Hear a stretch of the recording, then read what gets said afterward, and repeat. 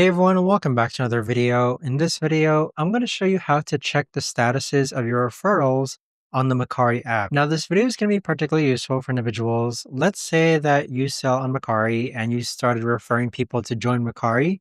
How do you actually go ahead and check the status of your referrals on the Mercari app? Now, this video is going to be short, sweet, and simple, guys. There's not going to be a lot of steps involved. Now, in order to do this, what you're first going to do is log on to the Mercari app. Next, click on Profile on the bottom right-hand corner. Now, if you scroll down towards the bottom, you're going to see this banner that says Get $20 and Give $20. Click on that banner. Now, on the right-hand side, upper right-hand side, click on Status.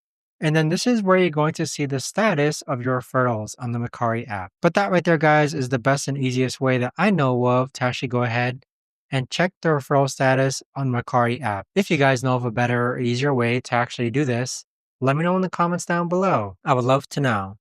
Thanks so much for watching, everyone, and I'll see you guys all in the next video.